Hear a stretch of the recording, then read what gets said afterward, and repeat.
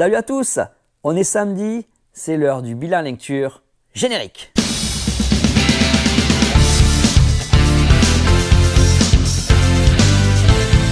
Bon, mais je suis très content de vous retrouver aujourd'hui pour faire ce bilan lecture ensemble où on va faire le point sur tous les titres, toutes les nouveautés single issue américaines qui sont sorties mercredi. On va en faire le point et on va les classer de le titre qui m'a le moins plu à celui que j'ai préféré, donc du numéro 15 au numéro 1.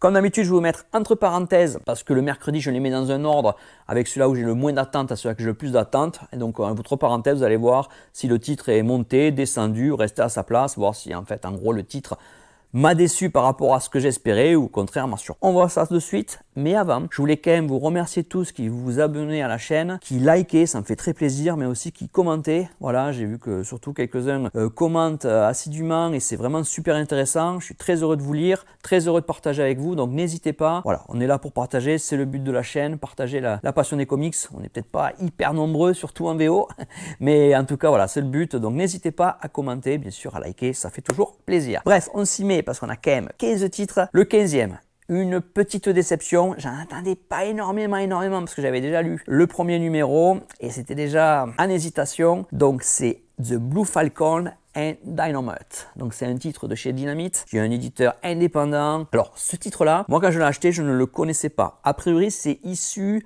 d'un dessin animé, d'un animé qui est passé dans les années 80, qui a été assez populaire, en 3 ou 4 saisons, je ne sais plus. Moi, je ne sais pas, en France, ayant grandi dans les années 80, ça ne me dit absolument rien. Je n'ai jamais entendu parler de ce titre-là, donc c'est probablement un titre qui est resté vraiment très américain. J'avais lu le premier volume et j'avais trouvé ça, voilà, moyen. Alors, niveau dessin, dites-moi ce que vous en pensez. On est pas mal, franchement, niveau dessin, on est pas mal, c'est plutôt quali. Niveau écriture, c'est pas mal non plus, mais c'est très générique. Alors, en fait, on va suivre ce super-héros, donc on va recommencer. Donc, c'est un bon point d'entrée, parce que vraiment, on recommence à zéro en donnant un petit peu la genèse pratiquement. Alors, même si, quand on recommence dans le numéro 1, Blue Falcon est déjà un super-héros, mais a priori, dans cette série, on peut le voir là pas trop, mais il est accompagné de son chien, qui est un sidekick.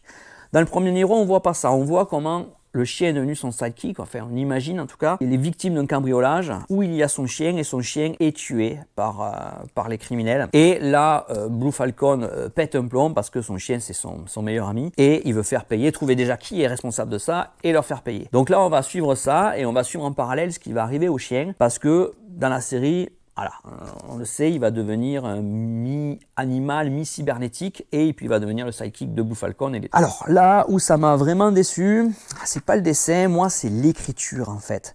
Alors il y a des moments de... C'est bien fait, c'est bien raconté au départ et tout ça. Il y a des moments de vie, il y a des moments de tranche de vie et tout ça où on peut rentrer un peu dans le personnage. Le problème c'est que j'ai trouvé que c'était pour moi très plat, très flat. Je n'arrive pas à apprécier ce personnage de Blue Falcon. J'en ai rien à faire en fait de ce qui lui arrive, c'est bête à dire, mais je le trouve d'un plat inintéressant, c'est générique. J'ai l'impression que c'est un peu en mode automatique. Vous voyez ce que je veux dire? Je sais pas si... Voilà, j'ai pas accroché et je sais pas pourquoi. Ça m'avait déjà fait ça au premier numéro, même s'il y avait tous les ingrédients pour passer un bon moment, pour avoir une lecture fun et tout ça, mais il y avait quelque chose que je m'ennuyais un peu, je trouvais pas ça super intéressant. Et le second volume, qui est bien fait, il n'y a pas de problème. Mais c'est la même chose que je ressens. Je ne ressens rien en fait.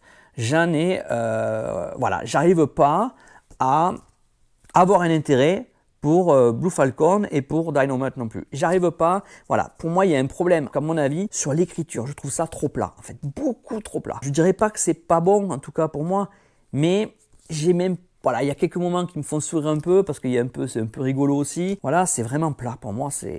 En fait, j'accroche pas quoi. Donc, est-ce que je vais continuer cette série? Vous vous en doutez, ça va être pour moi un failed.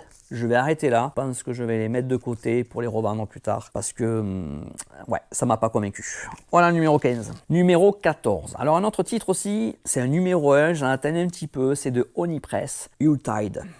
Alors ce titre, c'est un titre comme vous le voyez, un peu fantastique. Ça fait un peu penser aux contes, alors beaucoup avec des contes du Nord, je dirais. C'est un univers un peu, voilà, fantastique, magique. On est dans l'histoire commence dans une ville qui est la ville de Noël en fait, très Noël, à fond Noël, presque Noël toute l'année. Il y a beaucoup de boutiques qui vendent des produits de Noël Et clairement, quand on arrive sur le mois de décembre, c'est la folie, beaucoup d'animations, beaucoup de choses. Ça va être un peu un truc avec des folklore du Nord. Alors les dessins sont sympas, on va suivre un groupe d'ados, je dirais, donc ils sont à peu près, qui sont là.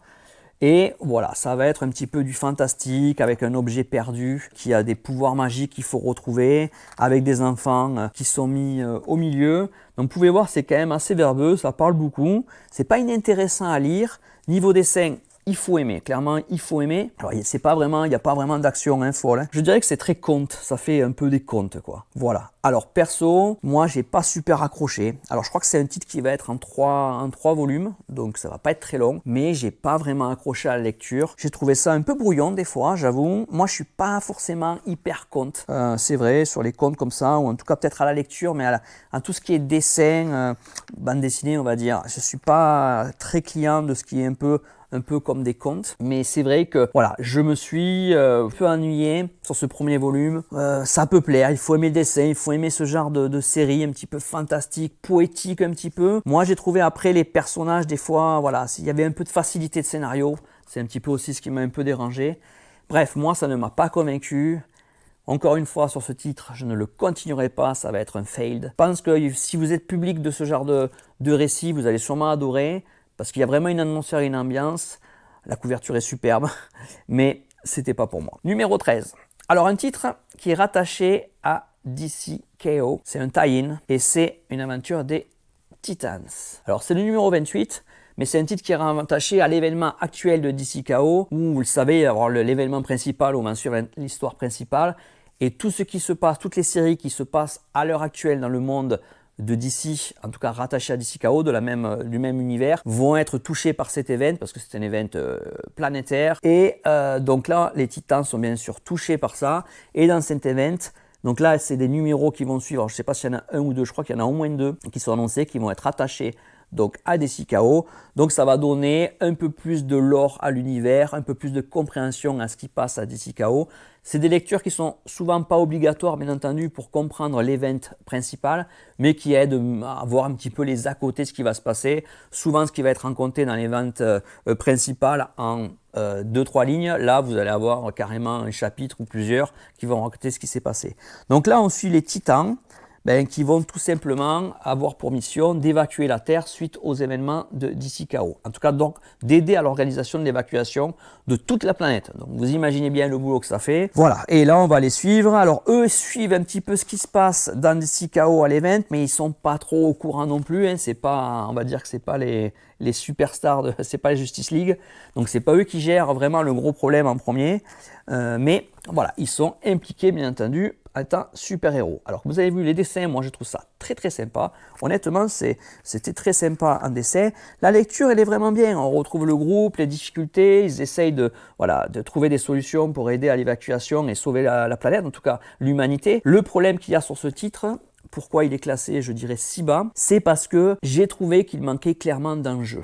Voilà, c'était un peu trop facile. C'était presque en mode facile. On dirait qu'ils jouaient en mode facile. Là où dans DC KO, dans les ventes, on sent vraiment qu'il y a du challenge. Ça va pas être facile. On ne sait pas vraiment comment ça va terminer. On sent qu'ils vont être en énorme difficulté. Notre équipe de super-héros ou de vilains aussi qui participent au tournament.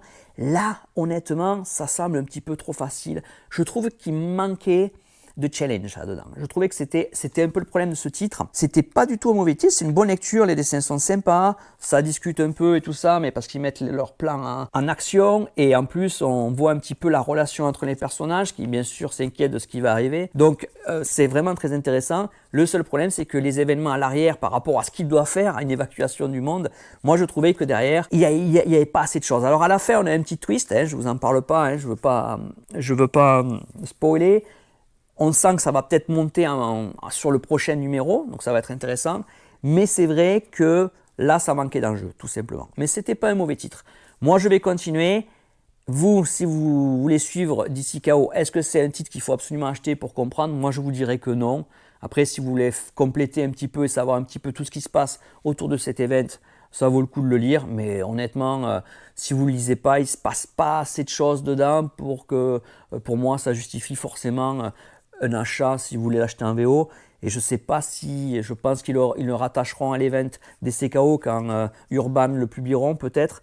mais c'est voilà, c'est un récit qui est vraiment pas obligatoire, quoi. Mais ça reste, moi je continuerai parce que je vais quand même lire tout ce qui est rattaché à cet event. Voilà pour le numéro 13. Numéro 12, là on change de maison d'édition, on part chez Marvel, les Unbreakable X-Men. Alors là, on revient sur l'event de Marvel du moment sur les X-Men, Age of Revelation. Donc il y a beaucoup de titres qui sont sortis la semaine dernière. L'event a commencé il y a 2 semaines aux US. Il y a beaucoup de titres qui sont sortis cette semaine, je ne les ai pas tous pris. Et il y a encore des titres qui arrivent sur les prochaines semaines, des numéros 1, parce qu'ils rebootent tout. Donc c'est, voilà, il y a beaucoup à lire sur l'event. Là, on suit une partie des X-Men, les Unbreakable X-Men. Donc ça va être avec Rogue, Gambit, Ransom, Temper, Dom, Spider-Girl, Sentinel Boy, donc beaucoup de personnages quand même qui sont là. Alors c'est écrit par, c'est pas écrit par n'importe qui quand même, parce que c'est écrit par Gail Simone et l'artiste c'est Luca Werneck. Donc moi j'aime bien ce que fait Gail Simone, donc c'est plutôt intéressant. Ben, c'est un titre que j'ai plutôt bien aimé, je vous dirais. Alors niveau dessin, moi je trouve ça voilà, très sympa, j'aime bien, ça colle très bien avec le titre. On a des choses vraiment top. Regardez là, avec Galactus qui arrive, c'est plutôt impressionnant. Attendez, je vous mets en face. Voilà, très sympa.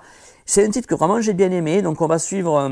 Donc Galactus arrive et l'équipe. Alors on est dans le passé. Vous savez que Age of Revelation se passe 10 ans dans le futur. On fait un bond de 10 ans.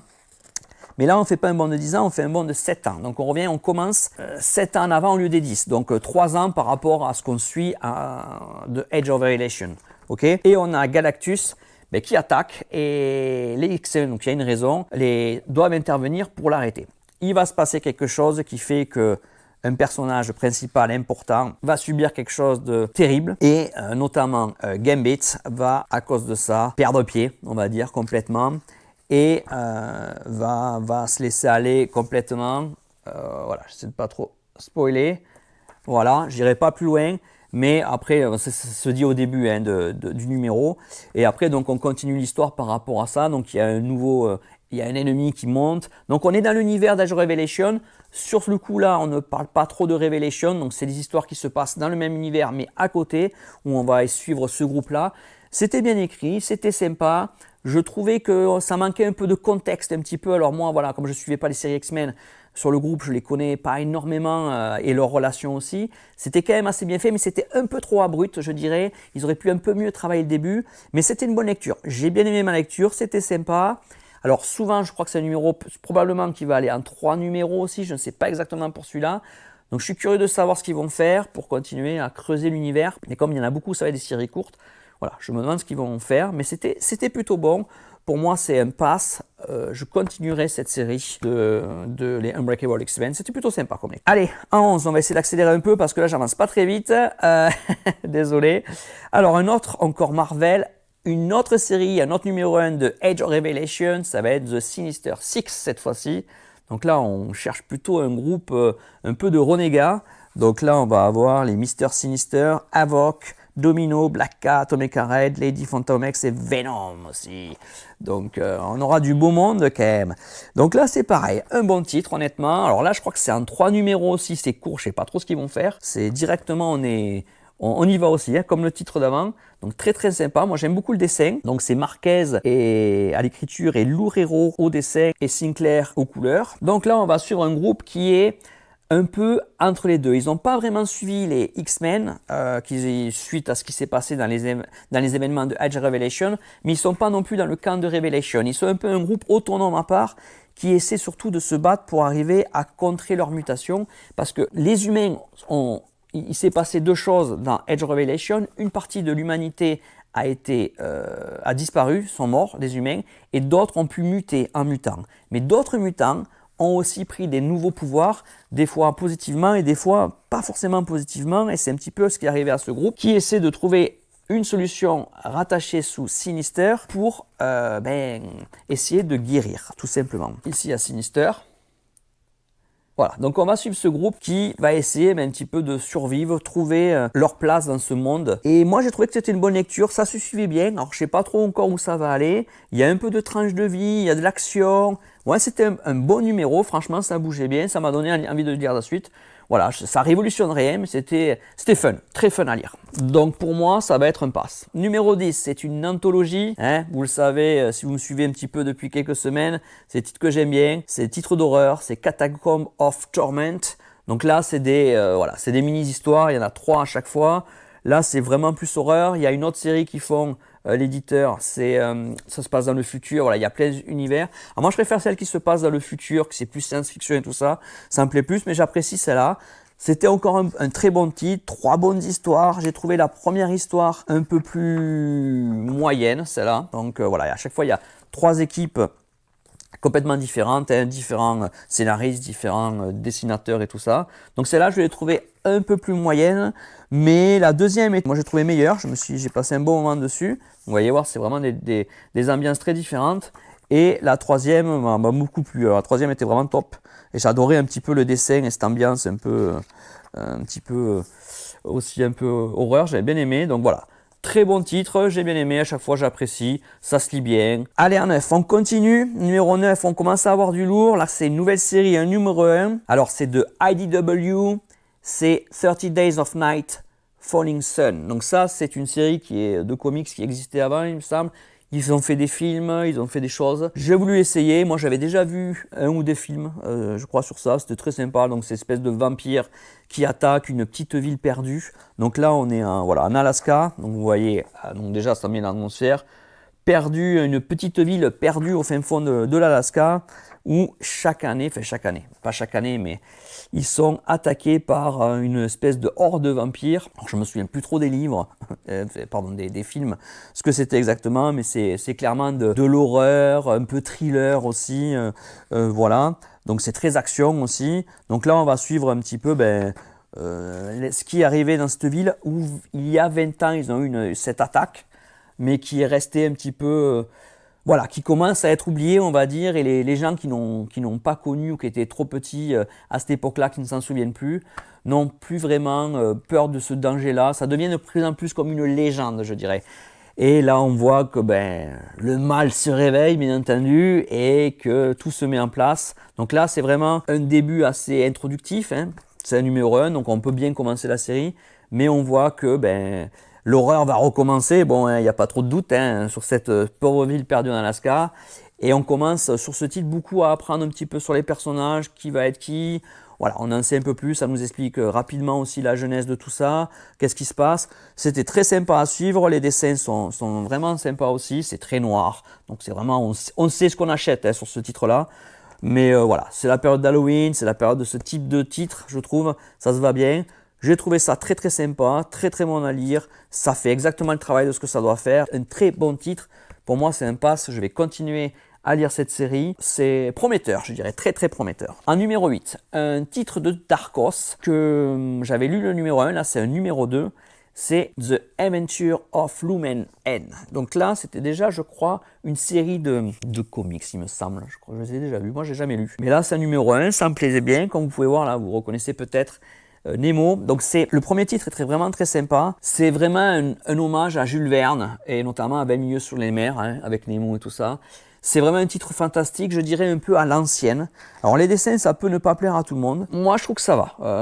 Honnêtement, je trouve que ça va bien avec le titre dans l'ensemble. Donc là, c'est James Robinson qui est au scénario et au dessin, c'est Phil Esther. C'est vraiment de l'aventure à l'ancienne, quoi. C'est clairement un hommage à Jules Verne. Et voilà, ça après on aime ou on n'aime pas. Il y a du fantastique, il y a un peu tout ça, il y a de la technologie, il y a plein de choses. Moi, c'est un très bon titre, pour moi, c'est un pass, je vais la continuer avec plaisir. Ouais, j'aime beaucoup cette série. Allez, un autre titre, et on revient chez Marvel et on revient sur Age of Revelation, pardon. Alors, je ne les ai pas tous pris, je crois qu'il y avait 4 titres, et j'en ai pris 3, parce qu'il y en avait pas mal qui me disaient, et celui-là, c'était un qui me disait le plus, pardon. C'est Iron and Frost, donc Iron Man et Emma Frost, qui sont en couple maintenant, a priori. Et donc là, c'est le premier numéro aussi, donc on revient à Age of Revelation. Donc là, on commence, donc on va suivre Iron Man et Emma Frost, War Machine, Firestar et Marrow. On fait un flashback il y a 6 ans avant les événements de avant d'être à Age of Revelation. Et on voit ce qui s'est passé. Donc il y a une attaque sur Avengers Mansion, donc là où il y a Iron Man et un petit peu tout le monde. Et ils essaient d'arrêter ça parce qu'ils essaient le groupe ennemi essaie de récupérer une nouvelle mutante pour récupérer ses pouvoirs. En tout cas, la mettre dans leur camp. Ça se passe très mal. Et il va se passer un événement qui fait que Iron Man et Emma vont être séparés, on va dire. Je ne veux pas spoiler, vous en montrer plus pour ceux qui vont le lire, parce qu'il se passe quand même pas mal de choses dans ce titre. Alors pareil, a priori c'est un 3 volumes, je ne sais pas trop ce qu'ils vont faire avec, mais c'était très divertissant, j'ai bien aimé. Pareil, au niveau de Age of Revelation, ça se passe vraiment à côté, on ne parle pas trop de Revelation, donc ça ne va pas faire avancer trop le schmilblick, c'est vraiment des séries annexes qui vont suivre un petit peu Iron Man et Emma Frost. Honnêtement, voilà, c'est pas la lecture qui restera dans les annales, mais c'était un très bon titre. De cet univers, ça commence, c'est un des titres que j'ai préféré lire en tout cas. À voir ce qu'ils vont faire sur 3 numéros, mais plutôt sympa. Voilà, vous doutez, toutes les séries, ça va être des passes, hein, parce que plus on monte, plus c'est des séries que j'ai aimées. Elles sont toutes top là en tout cas. Donc là, c'est la 6e, c'est une série de chez Oni Press. C'est Wild West Cowboys of Moo Mesa. Alors ce titre, je l'avais pris pour la cover qui est, voilà, ici celle-là. Elle était, je trouvais disjonctée. Donc bref, elle m'avait plu direct. Et j'avais adoré le premier numéro, c'était juste du fun. Mais c'était bien écrit aussi, c'était assez rigolo. Je me suis parti sur le second, j'espérais ne pas être déçu. Et bien honnêtement, j'ai pas été déçu. C'est dans la même veine. C'est un peu, voilà, c'est déjà bien dessiné. Alors c'est des animaux, il faut aimer ce genre de titre, comme ça. Mais c'est vraiment bien fait, c'est style cowboy, vous l'avez compris. Il y a un peu de tout, c'est un peu foufou. Voilà, niveau dessin, on est vraiment top. C'est un très bon titre. Franchement, c'est juste du fun. Voilà, c'est vraiment du fun. Mais l'histoire se suit bien. C'est fun, fantastique. Voilà, c'est déjanté quoi. Voilà, je cherchais le mot, déjanté. Franchement, je ne sais pas si ça arrivera en France, mais si vous voulez essayer un titre vraiment qui se lit sans prise de tête où on prend bien du plaisir en VO, ben je vous le conseille. Franchement, en tout cas moi j'ai aimé. Alors c'est difficile, ça se trouve la plupart des gens vont dire mais c'est nul ce truc, mais voilà, des fois il y a des choses, il y a des titres, je passe juste un bon moment, ça me fait sourire. Ça n'a pas de prétention, mais ça se lit bien. En tout cas, pour moi, c'est numéro 6, c'est un pass et je continue avec plaisir la série. Allez, numéro 5. Ah, alors là, ce classement, on pourrait dire une petite déception, mais ça reste quand même bien classé. Je trouve qu'en plus, les titres sont vraiment plutôt bons cette semaine, à part les derniers que j'ai moins aimés, mais dans l'ensemble, il y avait vraiment de très bons titres. Là, on va chez DC. C'est un titre de l'Absolute Universe, vous vous en doutez, c'était le titre qui sortait cette semaine, Absolute Universe. C'est Flash, le numéro 8. Donc Flash qui est écrit par Lemire et dessiné par Moore, là, sur ce titre-là. Le dessinateur change un peu, c'est un peu dommage, mais c'est écrit par Lemire. Flash qui a des hauts et des bas, je sais que tout le monde n'est pas on board avec le titre. Moi, j'ai repris mon retard et c'est vrai que j'ai lu 7 numéros pratiquement d'affilée, c'est assez bien passé. Mais j'avoue que c'est pas non plus le meilleur titre d'Absolute, hein, loin de là. Clairement, c'est largement en dessous d'un Batman, de Superman ou de Wonder Woman, clairement. Mais voilà, ça reste divertissant. Donc sur ce titre, j'en attendais pas mal. J'ai été un peu déçu parce que là, c'est un flashback en fait. On revient en arrière où on va suivre Barry un petit peu sur le comment il est arrivé, sur ceux qui suivent la série, sur comment il est arrivé dans le centre de recherche en fait. Alors c'est toujours pareil, les dessins sont super cool et tout ça. C'était intéressant, voilà, mais on dira le reproche est que l'histoire principale continue à pas vraiment avancer quoi. Donc voilà, il faut que ça avance un petit peu plus. Là pour le moment voilà, c'est un peu ça ronronne, la série ronronne je dirais. Voilà, pas un mauvais titre, hein, pas un mauvais épisode, là ça se lit bien, franchement, voilà, je l'ai lu tranquillement, avec plaisir, il va pas me marquer, voilà, mais ça reste plutôt bon, il est en 5. En 4, c'est de Midnight Factory, l'éditeur, et c'est un titre numéro 1, plutôt steampunk, futuriste, One Last Trick. Honnêtement, ce titre, je l'attendais, il m'a pas déçu, regardez-moi les dessins, il faut aimer ce type de titre cyberpunk, futuriste. Voilà, le scénario reste, je dirais, assez classique là-dessus. On suit cette jeune fille qui est on va dire une prostituée cybernétique un petit peu. On lui rajoute des choses pour plaire à ses clients qu'elle doit après rembourser à la espèce de société géante qui gère tout ça, et en fait elle doit rester à leur service et se prostituer jusqu'à ce que ses dettes soient payées, et à la fin qu'elle a fini de payer ses dettes, elle va avoir un dernier client, et après elle est libre de reprendre sa vie normale. Vous imaginez bien que c'est pas si simple que ça, hein, sinon il n'y aurait pas de il y aurait pas de série. C'était plutôt très bon, enfin voilà, là on en apprend un peu plus mieux sur l'univers. Moi j'ai passé un très bon moment, j'ai adoré les dessins, je sais pas ce que vous en pensez. C'était une très bonne lecture. Moi, c'est un pass, je vais continuer. J'adore ce genre d'atmosphère. Une réussite. En 4, j'ai adoré. Le 3, là, pas une petite déception. Honnêtement, il m'a pas du tout déçu, mais il est, je l'avais prévu en 1. Il est en 3. C'est un Marvel, c'est The Punisher. Et c'est la version Red Band. Alors il y a le Marvel, là, la semaine dernière j'avais le numéro 1, ils refont 2 séries en ce moment, donc The Punisher est vraiment, il est remis en avant par Marvel, c'était Marvel Knight, voilà, Red Band c'est censé être encore plus gore, hein, parce que c'est Red Band, il est dans le petit sachet pour interdire que les gosses puissent le regarder, bon c'est plus du marketing.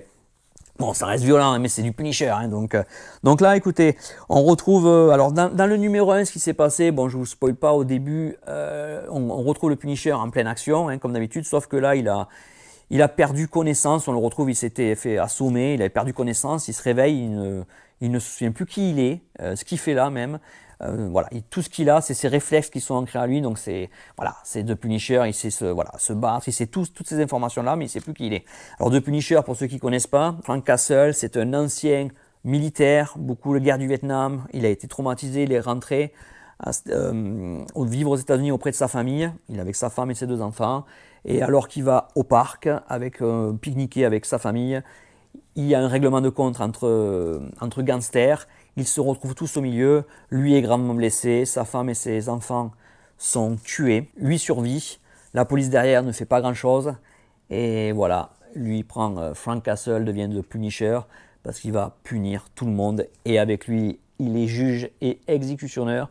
Ça veut dire que, comme il pense que la police est corrompue et compagnie dans cet univers-là, il prend l'action entre ses mains et punit tout le monde qui était responsable de la mort de sa famille. Et bien entendu, après ça, il continue à rendre sa justice ou justice. Et voilà, donc c'est tout le temps assez violent, beaucoup d'action. Ce titre ne change pas. Alors c'est très bien dessiné, comme vous pouvez le voir aussi. Franchement, c'est très bon. Ça fait le job pour moi. C'est vraiment, j'aime beaucoup le personnage. Je trouve que c'est une réussite de la part de Marvel. C'est exactement ce qu'on attend. Donc là, au scénario, c'est donc Benjamin Percy en écriture, donc c'est plutôt très bon. Et Julius Ota en artiste. Et le coloriste, c'est Yen Nitro. Donc c'est très bon, honnêtement. Après, voilà, ça va être limité niveau scénario, c'est de Punisher. Et c'est pour ça qu'il n'est pas plus haut, parce que les 2 autres étaient juste meilleurs. Mais c'est un excellent titre. Je continue, c'est un pass. Le numéro 2, un titre de chez Destry. Un titre que j'entendais quand même, Endeavor. Alors c'est un titre vraiment que j'attendais beaucoup. Alors vous pouvez voir, alors c'est une nouvelle maison d'édition. Ça fait à peu près 1 an ou 1 an et demi qu'ils existent. Comme vous pouvez voir, le format comics est plus grand. Hein. Je vous mets le comics de Punisher par exemple. Voilà, on est sur du format plus grand, beaucoup plus qualitatif. Voilà, c'est cartonné, semi-rigide. Les pages sont de très belle qualité. C'est plus gros, c'est vraiment c'est un peu premium. Alors c'est sûr, c'est pas le même prix. Hein. Je crois que là, c'est vendu 9$, hein, au lieu de Punisher par exemple, il était à 80. Celui-là à 4,99 je pense, voilà, et d'autres étaient à 3,99. Donc là, on est sur un produit beaucoup plus qualitatif, plus gros aussi, il y a plus de pages. Et voilà, et c'est de l'indépendant. Donc là, c'est Stéphanie Phillips à l'écriture et Mark Lemming au dessin. Et voilà, alors après, ils donnent beaucoup de liberté, bien sûr, aux artistes et ils vont pas forcément faire des sorties régulières. Je crois que c'est tous les 2 mois qu'ils vont sortir, donc un peu plus long, mais d'un autre côté on a 2 chapitres, on n'en a pas qu'un, donc ça revient un peu au même. Endeavor, je vais pas vous... Voilà, hein, je pense que beaucoup connaissent, hein, c'est le bateau connu du Captain Cook, et qui a fait beaucoup d'explorations attendez, je dis pas de bêtises, 18e siècle il me semble, oui c'est ça, 18e siècle, hein, dans les années 1770, si je ne me trompe pas, 1760, 70, donc beaucoup d'explorations, notamment en Australie, Nouvelle-Calédonie, Polynésie, enfin bref, tous ces pays, Nouvelle-Zélande. Et là en fait on va reprendre, alors je vous montre les dessins aussi et tout, ouais, vous allez voir c'est quand même très beau, voilà, très quali, très beau, voilà. Et là, on est au monde moderne, hein, comme vous pouvez le voir. Il a un portable, donc on n'est pas à l'époque de Cook. En fait, c'est des promoteurs qui ont décidé de reconstruire l'Inde Avior. Donc il a coulé il y a très longtemps, hein, au XVIIIe siècle. Mais ils l'ont reconstruit, remodernisé, et ils offrent des croisières aventures pour des gens qui ont des moyens, en tout cas, qui veulent revivre une expérience d'aventure et tout ça. Donc là, on va retrouver un petit peu, voilà, plusieurs familles qui vont embarquer avec des enfants sur ce voyage inaugural, et ils sont obligés de changer leur chemin initial. Le premier chapitre est très introductif, hein. Là, vous attendez pas de l'action ou quoi que ce soit, c'est extrêmement introductif. On va vraiment se balader avec les personnages, mais on va en apprendre un peu sur plein, donc c'est très lent, on met vraiment en place le scénario, et franchement moi j'adore ça. Il faut aimer ce type de lecture, c'est une type de lecture lente, hein. C'est pas de l'action à gogo, c'est vraiment, on met en place, c'est du thriller, c'est du fantastique, c'est de l'aventure, et il faut attendre. Alors le seul reproche que j'ai, alors en plus on va un petit peu sur le passif des personnages, on suit deux personnages en particulier, ces deux jeunes là, qui sont deux jumeaux, garçons et filles. Donc on va voir leur histoire un petit peu tragique. Voilà, je vous en dis pas plus, je vous laisserai découvrir ça pour ceux qui veulent le lire. Franchement, 2 chapitres, un vrai régal. Je me suis beaucoup amusé, régalé à lire ça. Le seul petit défaut, c'est qu'on a vraiment tout un scénario de préparation sur les personnages, pas mal sur tous les 2 principaux, on a vraiment ça. Et après, pof, il y a un petit basculement, ça va très vite. Et le seul petit reproche, c'est que ça va un peu trop vite. On bascule d'un coup. Et alors, je ne veux pas en dire plus, mais ça bascule un peu vite. J'aurais aimé que ça avance un peu plus lentement sur le basculement, quoi. Mais franchement, top la lecture, j'ai adoré. C'est bien sûr un pass. Je vais continuer. C'était quand même très bien. J'attends la suite. Alors, ce sera pour décembre. Ça va être long, mais ouais, non, c'était super bien dessiné, super titre. Allez, là, vous allez me dire, après celui-là, mais qu'est-ce qui est le numéro 1 ? C'est encore une nouveauté. C'est encore d'une petite maison d'édition, By l'Idea, Save Now. Le voilà, et celui-là aussi, c'est une vraie réussite sur plein de points. Alors ça va être une histoire en 4 volumes, c'est pareil, ils sont un peu plus gros, donc il y a quand même pas mal à lire. Niveau dessin, moi je trouve que j'ai adoré. Donc c'est qui est, alors déjà, c'est qui est au dessin? Matt Kinot à l'écriture et Thomas Giorello en tant qu'artiste, enfin dessinateur, c'est super. Voilà, donc là on va suivre, il est en bas là, voilà lui, qui est l'héros. Il a un pouvoir, en fait c'est un groupe un peu de super-héros, lui il a un pouvoir spécial, c'est qu'il peut revenir en arrière. Il s'est fait comme des sauvegardes dans sa vie, et en fait il peut revenir à cette époque-là sans problème. Donc à chaque fois il est envoyé avec son équipe, avec des événements qui sont cataclysmiques pour la Terre, et il faut qu'il sauve souvent un petit peu l'humanité ou des autres missions. Donc et grâce à cette capacité de revenir en arrière, il va être capable à chaque fois qu'il fait une erreur de recommencer. Le seul problème, c'est quand il revient en arrière, s'il revient en arrière de 10 ans, il va devoir refaire les 10 ans, il ne peut pas revenir en avant, il peut aller qu'en arrière, qu'au sauvegarde. Une fois qu'il y est, c'est terminé, il faut qu'il y reste et qu'il recommence. Le problème, c'est que, par exemple, il a 30 ans, il doit revenir en arrière de 5 ans, il va revenir 5 ans en arrière, il ne va pas revenir quand il a 25 ans. Il va revenir lui en arrière, mais il aura toujours 30 ans en fait. Donc il aura 25 ans, il va devoir faire les 30 ans, donc quand il arrivera à 30 ans, il en aura 35 en fait, et etc. Donc c'est sûr que s'il fait beaucoup de bons en arrière, au bout d'un moment, il devient de plus en plus vieux, mais quand il revient en arrière, au départ il avait peut-être le corps de quelqu'un de 30 ans, mais quand il revient, il a 60-70 ans. C'est-à-dire qu'il faut quand même pas faire non plus n'importe quoi, parce qu'il va perdre vite ses années. Et là en fait, ce qui se passe, c'est qu'il y a une menace dans le monde, une grande menace, qui détruit le monde, et il essaye de l'arrêter en revenant bien sûr en arrière pour essayer d'arrêter les événements, mais vous en doutez bien, ça ne se passe pas comme prévu, il galère. Et voilà, donc le titre, j'en dis pas plus, je vais pas faire du spoil. C'était très intéressant, honnêtement, super dessin, ça donne super envie, le très bon rythme. Voilà, c'est en 4 numéros, il me tarde de lire la suite. Mais alors je sais pas si ça arrivera un jour en France, je l'espère, hein, peut-être faites pression sur vos éditeurs. Mais voilà, si ça continue comme ça vaut le coup de le lire. Et si vous pouvez l'avoir en VO, essayez de le trouver. Si vous aimez le style action, anticipation, avec les histoires de sauts dans le temps, tout ça, je sais que c'est pas un peu pour tout le monde, hein, des trucs un peu à la Retour vers le futur. Mais honnêtement, moi j'ai adoré, très bonne lecture, et la cover est superbe. C'est un win. Bref. Voilà le numéro 1, vous avez tout pour aujourd'hui. Longue vidéo, désolé, dites-moi si vous voulez que je raccourcisse un peu plus, je peux le faire aussi. En attendant, moi je vous retrouve la semaine prochaine. La semaine prochaine, j'ai vu les titres qui sortent, j'ai pas mal dans ma police, ça va être une semaine de dingue, il va y avoir des gros titres, je sais pas comment on va faire. Mais je vous dis, en tout cas, passez un bon week-end, bonne semaine, et on se voit la semaine prochaine, dès mercredi, pour les nouvelles sorties. Ciao!